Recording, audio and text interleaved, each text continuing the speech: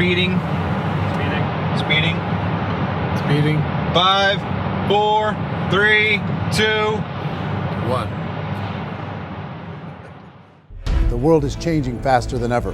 What used to take decades is now taking years or even months. What you see right now is the illusion that people have had for many decades about the workplace being this secure place to work the rest of your life. For the first time in the history of our nation, our children will not do as well as us. We've seen our friends get laid off, we've been laid off, we've had our pay cut. People are overworked and underpaid. They seem to have less time and less freedom. They live under constant pressure. This is going to be forced. And so even if your employer loves you, they may have to cut you. There's something wrong that on Monday morning, the heart attack rate increases by 35%. Technology is accelerating, job security is declining. It just doesn't seem like the old models of making a living are as reliable as they used to be. Every aspect of our lives, there's a better way out there, but we're still doing it the old way. We live in the greatest country on the planet, and there are a lot of people sitting around complaining and being cynical. Like everyone's whining about this old model, and I'm like, why don't you leave it? Look at all this over here. Look at all this opportunity. Since so much of our lives revolve around our work and the way we make our living, many people are thinking there just has to be a better way. The biggest challenge facing our world today is not making money, is what are we going to do with all the displaced, unemployed people? People are afraid that they're going to make the wrong decision. People are afraid of the unknown. People are afraid that maybe I don't have the skills. Hey, sports fans, industrial age is over. It's dead. It's dying. That's why going to school to get a job is an obsolete idea. A steady paycheck is an industrial age idea.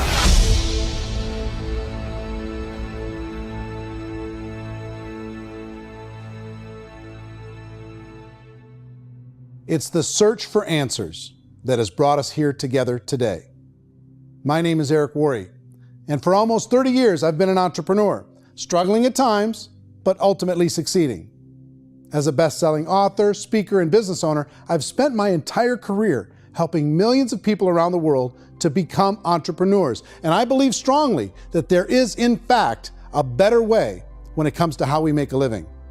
The career landscape has changed dramatically, and many are still working in a model that is completely out of date. What worked for previous generations isn't working as well for people today. In this film, we're going to explore 3 important questions. First, what's really going on in our working world today? Second, in this new economy, is it better to become an entrepreneur, or is it safer to work for someone else?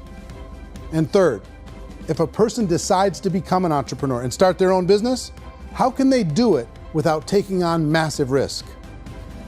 To help in this journey, I've brought together some of the greatest experts and thought leaders in the field of entrepreneurship to share the real facts with you. My intention is to give you new information that will allow you to make choices that are not limited by an old, outdated model. Let's start by understanding what's going on in our working world today.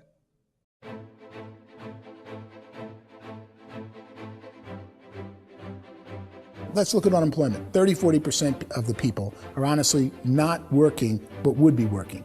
What our government does is if you haven't found a job in 6 months, we don't call you unemployed. We pretend you dropped out of the labor force. I've often said that unemployment, particularly structural unemployment, that's unemployment due to technological changes, is the first sign of economic growth. Think of it, 10 people live on an island. They go out every day and fish. One day, new technology shows up. A missionary brings them a net. Now, using the net, one pilots the boat, one throws the net. 2 fishermen can do all the work 10 used to. That's a 500% increase in productivity, 2 doing the work of 10, in one day. You don't have to learn a lot to learn how to throw a net instead of throw a fishing line. The island's got a big problem, 80% unemployment. But the island still has all the wealth of the fish because the 2 people produce as much fish as 10 did. Now, of course, looking back in history, these changes used to take thousands of years. And during that time, we went into farming and transportation. Some of us became doctors and some teachers and lawyers, and we developed all these new professions and new manufacturing jobs. Today, these changes are occurring literally in one day when a new technological advance occurs, and we don't have the social structures to deal with it or to retrain the unemployed people. So one of the things that I think is interesting as I travel across the country and really travel around the world is the way that we work and the way we get paid for work is changing pretty dramatically.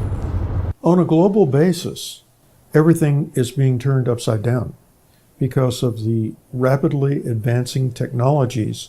They are eliminating many jobs, and we have been left with many people not prepared for the jobs that exist. A lot of demand in public companies was to squeeze out all the fat and to get just as much margin as we possibly could, and fat equals humans. So this idea of job security in information age is so obsolete, but it's still taught inside our school system, and that's where the problem starts. There's no financial education in school system, and people are still trained to be employees who work for that paycheck. This is a chart on the middle class. What's happening in the middle class, those that went to school, their incomes have been coming down for years. And parents still say to their kids, go to school, get a job. Now what happens to all those middle class people who are dropping off the ends of the chart? Well, they become what's called working poor. And this is what happens to working poor. But they say poverty is ending. Well, poverty may be ending, but working poverty is going up. And this is food stamp usage.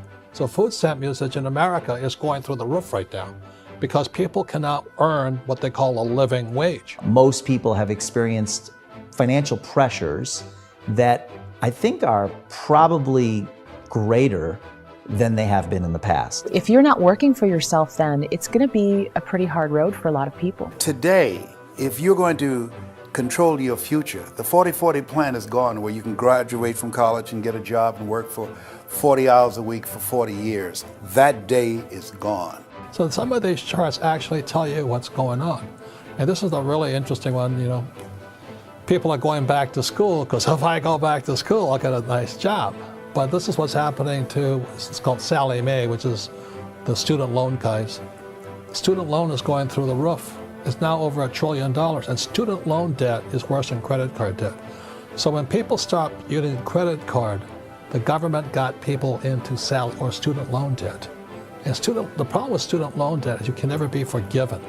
See, with credit card debt, you can declare bankruptcy and all's forgiven. But student loan debt, you can declare bankruptcy, you still owe it. It's the worst of all debt. But this is the next picture. Look at this chart here. This is what's happening to wages of college graduates. It's going down. So you go to college, you rack up all this debt, but you earn less money. Now, that's not that intelligent. Average person who's been working a lifetime in America today is ending their lifetime at 65 with about $41,000 in assets. They earned just enough to survive. I think in the United States we have something like 17 trillion in debt. That's just the federal government debt. We got another 2 in municipal and in other, let's call it almost 20 trillion government. We've got 40 trillion in private debt. That comes up to close to 60 trillion. When you then add something we never had before, what you were talking about, when we look at the unfunded portion of Social Security and primarily Medicare, Medicaid, that, at the most conservative estimates from outside firms, Kleiner Perkins, 67 trillion and growing. That's more than all our other debt. There's less conservative estimates that say it's 84 trillion or higher. I added up conservatively $127 trillion in total debt. Debt is a financial drug. When you take it to excess, it's like taking a drug. Yeah, it makes you feel better, it enhances your performance, but at a huge cost, eventually it kills you. And so that's what happens. We keep doing more and more debt, and you get less and less results, just like a drug, until the debt gets so high that it crushes the whole system. That's where we're at, 8.2 times GDP. You know who I feel sorry for? I feel sorry for the person who dreads going to work, who is sick to their stomach on Monday morning, who hates their alarm clock, who gets a little glimmer of hope on a Wednesday because it's hump day and says, thank God it's Friday. And they live for those 2 days a week where they get to be themselves and they don't have to be around people they don't like, and they don't have to play the political game in the office, and they don't have to live this half life. The person that works 50 weeks a year just to be able to have the 2 weeks for vacation. And you know what happens to most of them nowadays? They don't have a vacation. They have a staycation. They have time off of work, but they don't get to go where they want to go because they're overextended. They've got all this debt. They got all this situation. They hate their alarm clock. They can't sleep until they're done. They have to spend most of their life in traffic. I feel sorry for that group of people because there's a better way. They just don't know it. I see this really interesting attempt at rugged individuality in a 6x8 rectangle. And I feel like you're all the same, except for the little push pins of the pictures. There's different pictures. Yours is named Jenny and his is named Sujara, but it's the same people. And this is how they are, and they're just like the zombies, and there's no joy in there, there's no fun. There's always like the wacky woman who decorates her cubicle, and that's the most she can do there. You got to give her credits, right? The wacky cubicle woman. The basis for their life is worry. I'm worried, you know, maybe I'll get fired. I'm worried maybe my company will go out of business. I'm worried I can't keep spinning the plates on paying the bills. I'm worried about how do I send my kids to college. I'm worried, what if the transmission of my car breaks? That's, you know, 2 or 3, I can't fix it. People live in a sea of worry, and it eats at them. Those signs that people held up during the Depression didn't say looking for gainful employment in a cubicle. It said looking for work. Work is what we're looking for. Job is just a unit of measurement. Work is what we're going after. It's time to look in the mirror and say, it's not the economy, it's my economy. It's my little world of where I am. I need to improve. I'm not going to wait for the economy to come back because frankly, the economy is doing great in this country. So I'm here on Wall Street, the financial center of the universe, the financial capital of the world. This is where most people's money goes to at least be held for a time, right? With interest rates in banks being effectively zero, and many experts are predicting it's going to stay at zero for the next 10, 20, even 30 years, people feel like they don't have any choice but to put their future into equities, to put their future into the hands of other people on this stock market, and hope that the stock market goes up, hope that the stocks that their advisors pick or that they pick goes up. That's one way to go, I guess. It's my personal belief that if you put your future into the hands of yourself, in other words, you have earning power by yourself, I think you're a better investment than these guys. I think you controlling your future is a better option than handing over your retirement to these guys. The average household income in the United States is approximately $50,000 a year, what they call the middle class. To reach the top 25% of income earners, you'd need to earn at least $90,000 a year. To reach the top 10% would be a household income of $140,000, the top 5%, $190,000, and to be in the top 1%, you'd need a combined household income of at least $380,000 a year. So here's the question. What do you think would give you the best chance to move up and get to the top 10%, the top 5%, the top 1% or beyond? In my opinion, and in the opinion of many, many experts, the answer is to become an entrepreneur, to become your own boss. I think you have to be a business owner. I can't, the only time I ever say to someone it'd be great to be an employee is when they've already told me they've surrendered. I only tell people who are wounded spiritually that they should be an employee. And it's that feeling that you get when you pick up the backpack off the little Cub Scout and say, "Don't worry, little guy, we'll get you back to the camp." You know, it is in no way a kindness when I tell someone they'd be a great employee. The other status symbol really increasingly is lifestyle. I mean, people can own their own business, maybe even work out of their house. That, I tell you, people admire that. Like, gosh, I wish I could do that. The spirit of the entrepreneur is to be a risk taker and to be resourceful and unstoppable and to have a vision of yourself beyond where you are and not willing to settle for life as it is. Think about the great entrepreneurs. They're visionary. They have heart. They're willing to do today what others won't so they can do tomorrow what others can't. Personally, I don't think of the new economy, the old economy. I create my own economy. The entrepreneur's in control. I decide what the economy is going to be like. In the world of entrepreneurship, there are no limits. You can make as much as you want, depending on how much you want to work and how smart you are and how great a team you put together. There's no more lifetime rewarding business than being an entrepreneur. Why in America, where anyone could be anything, would people want to give up their freedom and become effectively a modern-day slave, told shut up and be here every morning at 7:30, leave at 5:30, and do what I tell you?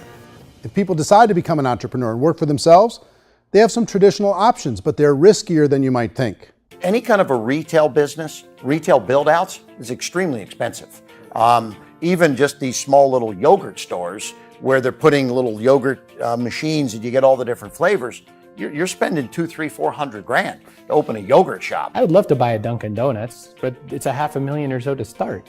I don't quite have that just in case money. Risk you can lose it all, and most guys do 2 or 3 times, and even big guys like Branson, because I'm such a fan of his, half his companies don't work. If you make $1 million, your problems are going to go. If you make $1 billion, your problem's really going to go. Just the opposite. You and I know when you're making $1 million, you get $1 million responsibilities. You make $1 billion, you got 1,000 times $1 million responsibilities. And most people say, I'd love to be my own boss. 70% of Americans would love to be their own boss, according to recent polls. But they don't know how to get there. Because what are you going to do? One, you could buy an existing business. If somebody's selling an existing business, you have to ask why. Usually because it's probably hard. It's probably not making as much money as they hope. 2, they could buy a franchise. A little less risk, proven system, but it's expensive to be able to do that. 3, they could start something from scratch. And that's where a lot of people feel like, I don't have the chops to do it. I don't have the money. I don't have the product idea. I don't have the expertise. I don't have whatever it's going to take to be able to get there, and I can't risk my family to do it. So, 4th, they could become an investor. A lot of people in this town invest to try and figure out a way, but you got to be pretty smart with that game too, right? Venture capitalists, who are the very best and most sophisticated in investing in new breakthrough businesses, make it on 1 out of 11. That means 10 out of 11 are mediocre or fail. Most of them fail. That's the risk there. An angel investor is lucky to get 1 out of 15 or 20. A business is a team sport. Like, I have to have accountants, I have to have engineers, I have to have system designers, I have to have sales, marketing, I have to have accounting, I have to have mission statements, I have to have legal and all that. The average Joe Schmo, even me, I go out there, I don't have the skills to put a business together. I think the bottom line for the 4 traditional options is they take money, sometimes a lot of it. They take expertise, and they take time. All of that adds up to just too much risk for most people. I bought a business from somebody else and it was a lot of work. And you start wondering, what did I just buy? Because I guess ultimately I own your email list and I just overpaid for it. People that start their own business, they spend a lot of money, they spend a lot of time, a lot of effort to get things started. And the more you invest on the upfront, the harder you typically work at it. I can tell you what the success rate is of a restaurant. What is it? They're crazy enough. About 90% of them fail. About 90%, in how quickly? Year less. Wow. And if we're talking non-franchise, we're talking franchise, Sure. That's totally different. Yeah. But our students aren't getting franchise restaurants. You got to invest big money. Exactly. And with someone like McDonald's, you've had to work with the company for a long period of time, really know the To even have a business. chance at investing $1 million. Have a chance, and it's a slim chance. What if there was a way that you had all the proven aspects, the comfort aspects, and you could still control your own life? What if there was both? In other words, you didn't have to create everything from scratch. You didn't have to be a super leader. All you had to do, what if there was a proven product already? You didn't have to create the product. And there's a proven system already, proven training already. Everything except an employer. That was the only thing that you didn't have. Do you think more people would be open to working for themselves in that environment?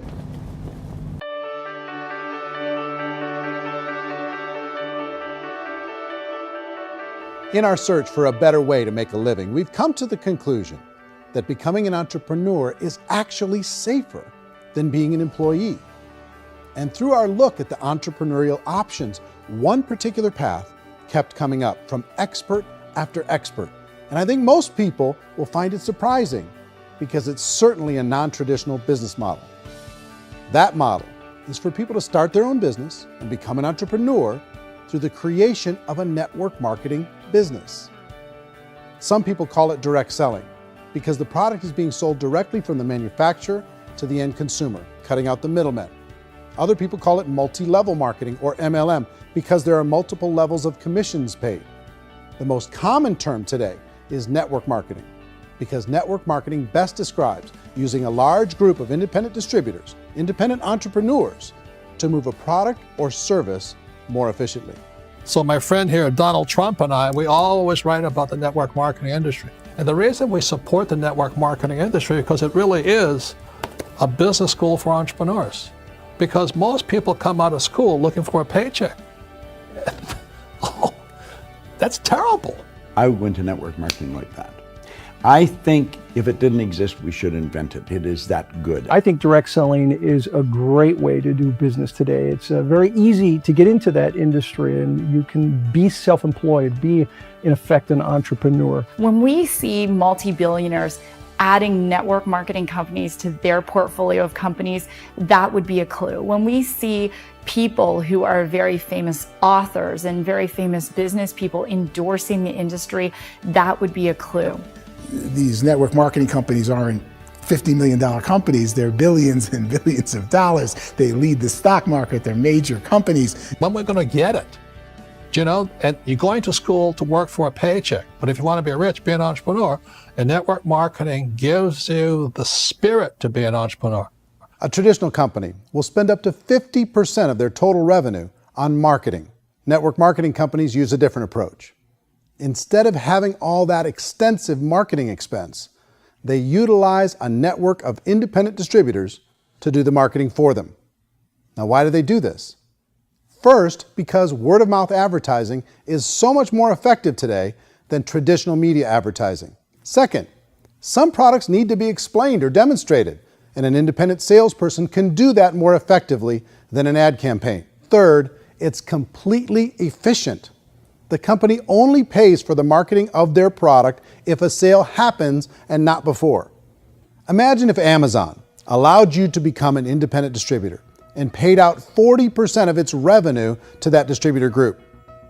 All you had to do as a distributor was recommend a product, and if a person bought it on Amazon, Amazon would take care of all the logistics, and you'd get paid for bringing the customer. Now imagine you got paid for every purchase that customer made for the rest of their lives. Well, Amazon doesn't offer this option, but network marketing companies do. 85% of all buying decisions in our society are made as a result of word of mouth or reputation. We're recommending things to each other all the time. You know, who's your dentist? Who's your doctor? Who's your lawyer? What detergent, are you using? What legal system are you using? What product are you using? We're talking to each other about the things that we love anyway. When you go into a big box retailer, you're lucky if the clerk looks you in the eye, much less gives you any detailed or accurate information about what you're purchasing.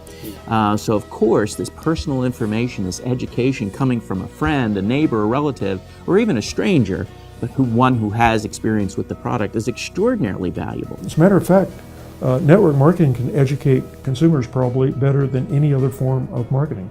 It certainly can do better than advertising, because advertising usually has a certain hype to it, and you can only get limited information.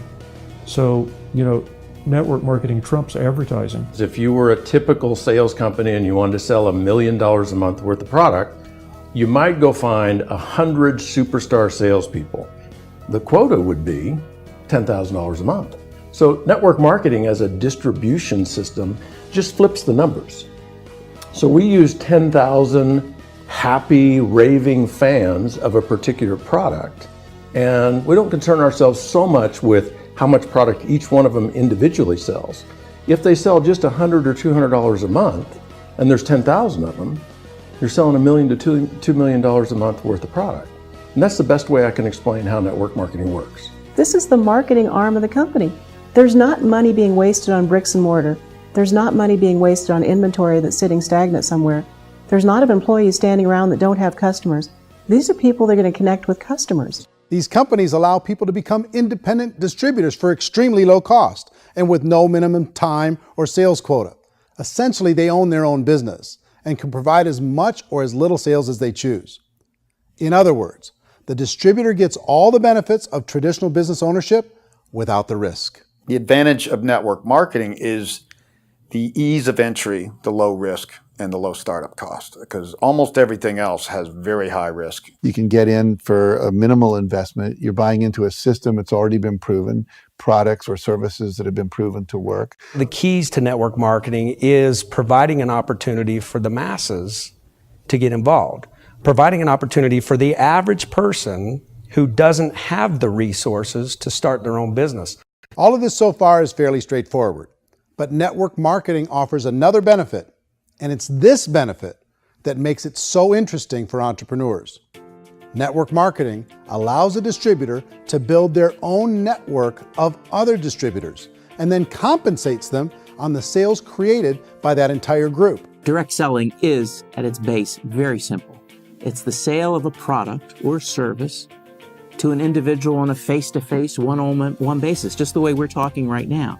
But there's an important element as well, and that's the offering in conjunction with that sale of product, the offering of an opportunity for someone to make something of themselves. No matter what your social status is, no matter what language that you speak, I mean, look how many unbelievable people are becoming successful that speak every kind of language out there. What an awesome gift to give the world. Instead of having to work your way up in a system and prove that you could be a sales manager, they just decided everybody can be a sales manager. Everybody gets to build a sales team from day one. And so what that brought into the system of growth as a direct selling company is the concept of compounding or geometric progression. Because now you can actually grow sales force very quickly because everybody is enrolling people in their own sales force. People who are like, oh, this is weird, I'm building a sales team, or what do you think you do at a regular company? How do you think a regular company works? Network marketing is the only industry that doesn't say your past determines your future. It looks at your past and says, okay, now what can we train you to do so you can have a great future? Every other employer out there wants to exploit you for what you already know, not teach you something new. Network marketing has the potential to save the United States and the world because it's going to teach people not to be employees, but to be entrepreneurs.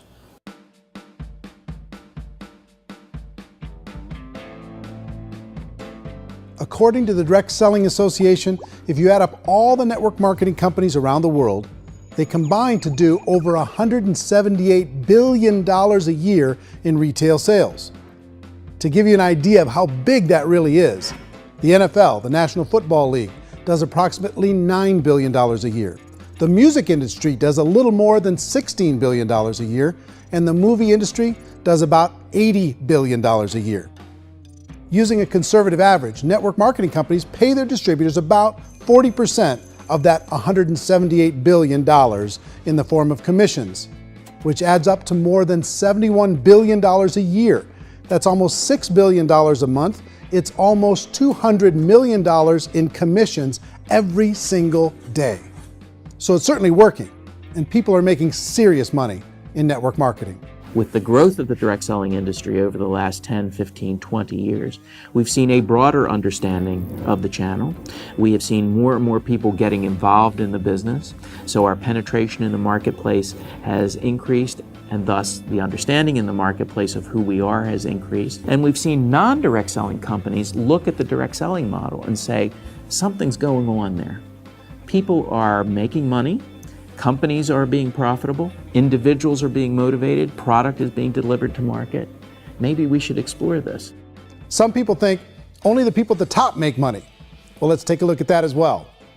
In the network marketing profession, there are roughly 500 people in the world who earn over $1 million a year.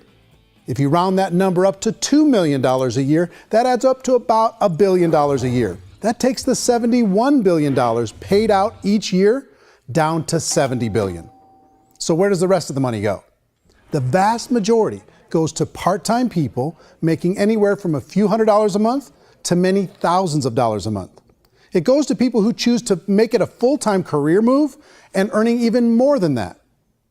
Every day, people are using the money they earn through network marketing to pay off debt, have more fun, and improve the quality of their lives. Everyone I know in network marketing has been doing that since the 50s.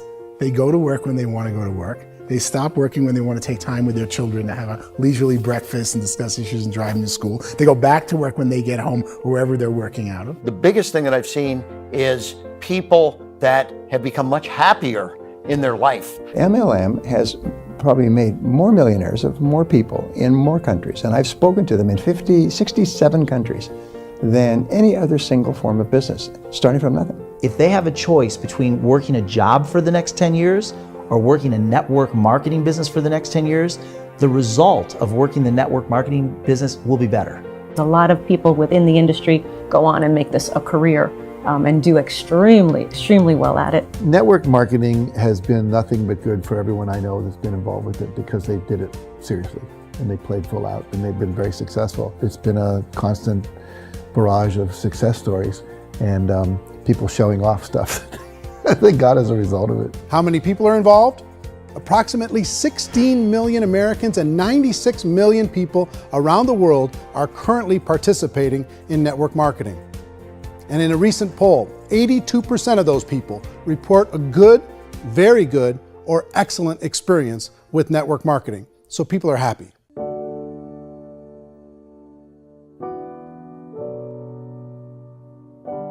So I've taken a look at the network marketing profession and really tried to understand why so many people are confused as to the validity of this as a business. One is this pyramid shape. People get really messed up with this pyramid. Oh, it's one of those pyramid things. So I just think there are a lot of haters out there who really don't understand the industry and say, oh, it's a get-rich-quick scheme. It's a pyramid. Well, corporate America is a pyramid scheme. You know what I mean? It goes like this. You have thousands of MBAs, let's say working for Ford or General Motors or Coca-Cola. If all these MBAs, they're all trying to get to here, that's a pyramid. Only one guy's going to make it. Every 10 years, one's going to make it. Whereas you look at network marketing, it's like this. So you're here, and your job is to develop other CEOs coming up behind you. So it's an inverse pyramid. In network marketing, it's a very simple concept. If you sell product, you get paid. It is paid based on production. There is no first mover's advantage. There is no investment component where the more somebody spends, the more they're entitled to make. So the two are polar opposites of each other. It doesn't matter what shape the company is or the compensation plan is shaped, whether it's a circle or a pyramid or a triangle or a trapezoid, it doesn't matter. If compensation is coming primarily from recruitment, then you got a problem. On the other hand, if an operation is basing their compensation to participants on the basis of sales, even when those sales are generated by people you've recruited, well, then you're a perfectly legitimate enterprise. That's the legal test, it's the practical test. Another issue that's been true in the past that is no longer true now is people used to be in network marketing loaded up with products that they couldn't sell and they ended up a loser. They ended up with a bunch of product in their garage, they ended up with a bunch of products sitting in their kitchen shelves or whatever, and they thought they could sell it and then they weren't willing to or able to sell it and they ended up with a bunch of stuff and they were bitter about it. There was this thing called front loading where you had to buy if you bought $25,000 worth of product, you got better commissions and all this. Today, it's almost all done by computer. It's direct mail comes from a warehouse somewhere else. You don't have to have all this inventory. You don't have to stock up. It's a paperless world now. Most of it's done online. You have a back office. It really works. And the technology has changed everything. Third issue is people start talking about 99% of people in network marketing don't make any money. Well, we've talked about that over the course of this journey together. Almost $200 million a day is being paid out to network marketing distributors around the world. The naysayers, the people who say that it doesn't work, are usually the ones who just don't know how to make it work for themselves. And so they're giving you an opinion, and I tell people, don't confuse people's opinions with expertise, because opinions are free. And don't confuse sincerity with the truth, because people could be sincerely wrong. But here's the reality inside of network marketing. The vast majority of people that get involved in network marketing just become customers and they get involved to be able to purchase product at a lower price. If you take Costco as an example, if a person goes into Costco and gets a membership to Costco so they can get a lower price on the product, we don't call that person a loser because they have a bunch of product that they walked out with a smile on their face.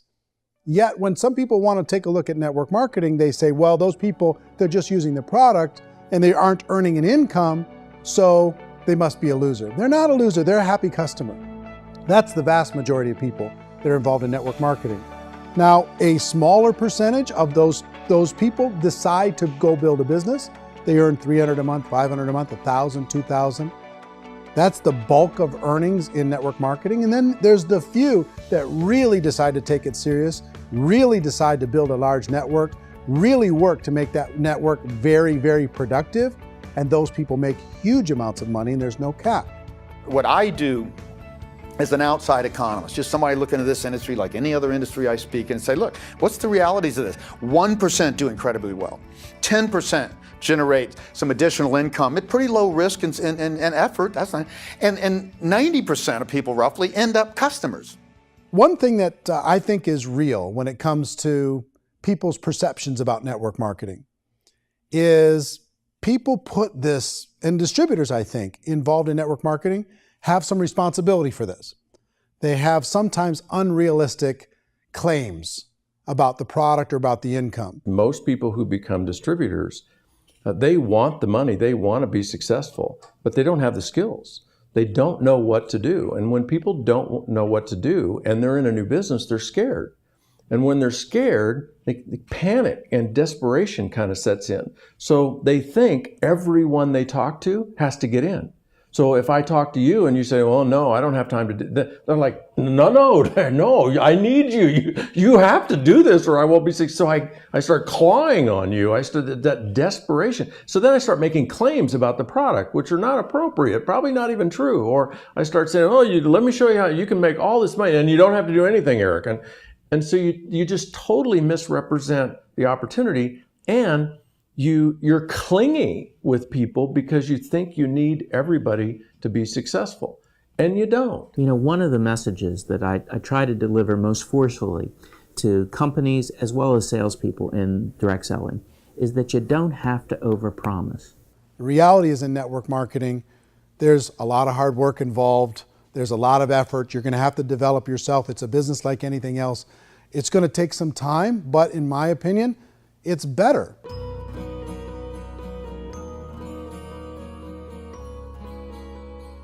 It's light years better for people starting today than it was even 5 years ago. I think it's more widely accepted now, and people understand it is a business. It is being an entrepreneur. It is being a business owner. Our belief system is based upon our evaluation of something. And frequently, if we reevaluate a situation, our belief about that situation will change. The industry has changed and it's grown up. It's totally transformed. You've got young people today that have grown up with social media, and they understand networks. They understand how people are connected through technology, and they understand how money flows through those networks. So when they see network marketing, they don't see it the way their parents saw it. And we've all learned, the larger industry that you represent, has all learned from those mistakes and flaws and errors that have happened early on. Early algorithms didn't work the right way. That's all fixed. It's like when they design a computer program, they design the program, then they run it, and then they go back through and they debug it. The MLM industry has been debugged. This is the day of being virtual, being able to run a business from your mobile phone. I mean, it's incredible. Companies are getting smarter. They're implementing more consumer protections. They're implementing more compliance training. They're doing more with respect to product research. If you do get involved and you make purchases of inventory, even on a voluntary basis, if you decide that this business is not for you, you can leave and have that inventory repurchased by the company. There's no other business that offers that kind of protection on a voluntary, self-regulatory basis.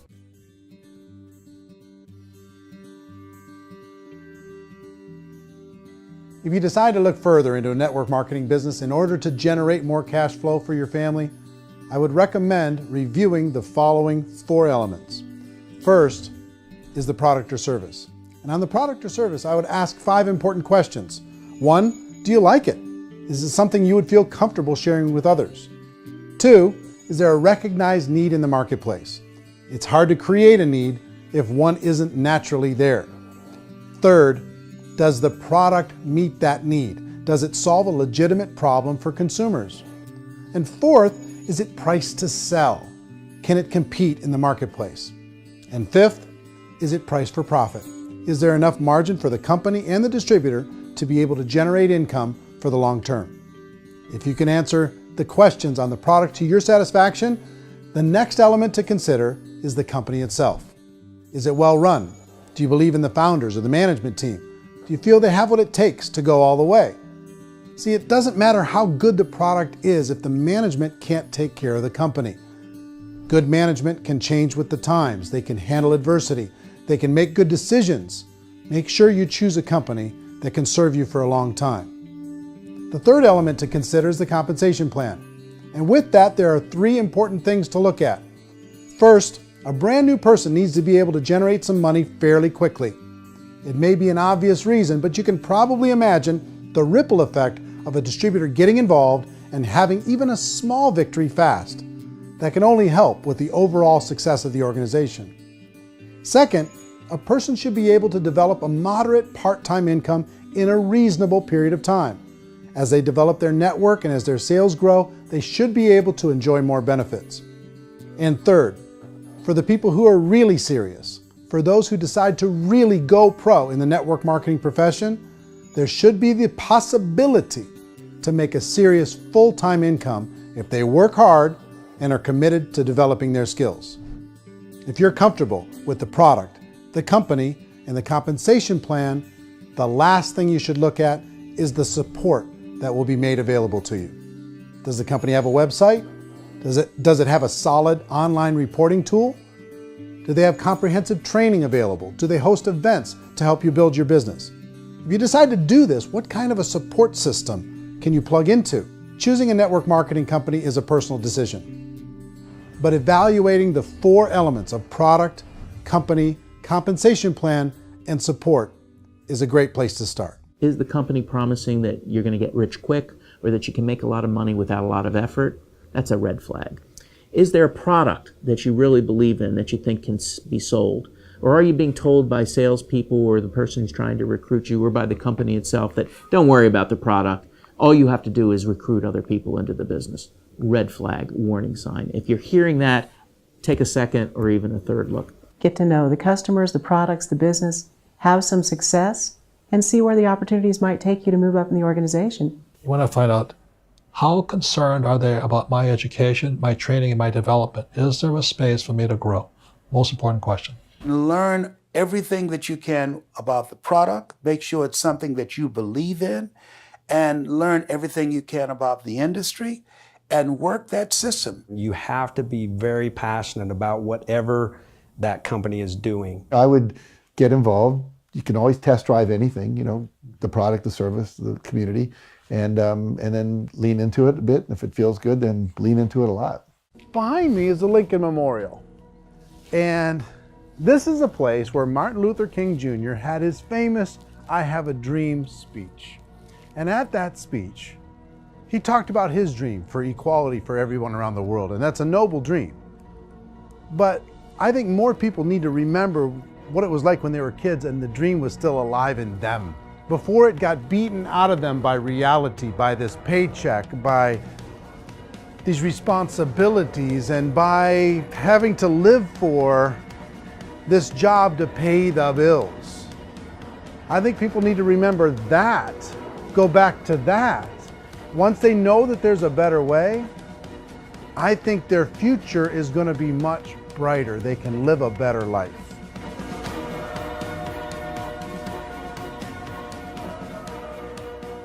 So if you're considering getting involved in a network marketing company, let me offer you just a few pieces of advice. First, network marketing isn't perfect. It's emotional, it's challenging. Like any entrepreneurial venture, it can have its up days and its down days. But if you have an entrepreneurial bone in your body, it's just better. Second, if you're gonna do it, decide to be professional. Decide to go pro. It's better to do that than just be this amateur sticking your toe in the water. Third, as any professional, you're gonna have to learn some new skills. And I promise you, inside of the network marketing profession, they're not too difficult to learn. Fourth, like anything worthwhile, it's gonna take some time. Don't expect that you're gonna get to the finish line right out of the gate. And fifth, it's worth it. It's worth it to be able to take charge of your life again. It's worth it to be able to control your own financial situation. It's worth it for the people you're going to be able to spend time with. It's worth it for the things you're going to be able to see and the experiences you're going to be able to experience. It's worth it for the causes you're going to be able to contribute to, the lives you're going to be able to touch, the customers you're going to be able to help, the friendships you're going to be able to develop. I promise you, it's worth it. Remember, most people are searching for answers just like you are. But I do have to tell you the catch to network marketing. If there is a catch, if you want to understand this from an emotional point of view, people say, well, it sounds too good to be true. It's not, it's hard work. But here's the catch. Most people still don't understand it. So you're going to have to endure the loss of social esteem from ignorant people. The uneducated will think less of you. Now, if you can handle that, you're on your way. If that's going to destroy you, you know what? Entrepreneurship in general probably isn't in your future. If you can face that catch, you can become unstoppable. I want everyone to really contemplate this if they're not in network marketing. You're in a job, you probably have a mortgage, you have rent, you have debt, whatever's going on. You're in a prison. You work just hard enough to keep them from firing you, and they pay you just enough to keep you from quitting. Come on! I've been there, done that, and bought that t-shirt. In network marketing, if you run into failure, it's really just a homework lesson for yourself. There's no one to blame. You really have no excuse not to be successful. You just don't. People don't want to hear that, but there's so much available to you. If you want to be a good network marketer, be a student to the people above you, be a fellow traveler to the people on the same level, and be a teacher to those below, and know when it's appropriate to do which.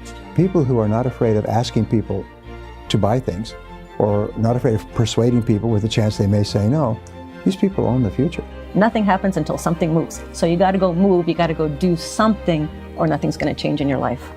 In the beginning, you're going to do a lot of things that you don't get paid for. But as you go down the road, you get paid for a lot of things that you don't do. And your job is rehabilitate the spirit, the entrepreneur spirit in all of us.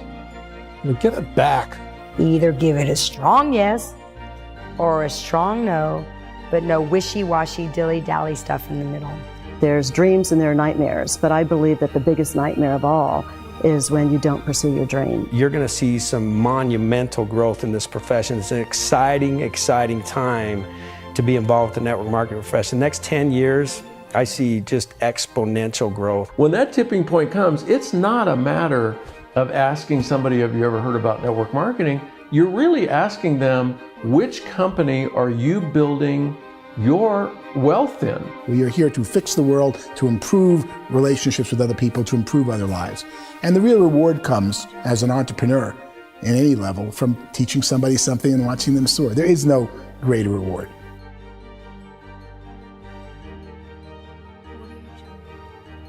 Life's too short to spend it living someone else's dream instead of your own. It's too short to spend it living at a fraction of your potential. Can being an entrepreneur be a challenge at times? Sure. But here's what you get in exchange. It can be yours. Something that you built, something that you created, something that you made happen. This balloon represents your dream. It represents entrepreneurship. My wish for all of you is that you would reach out and grab it. The choice is up to you.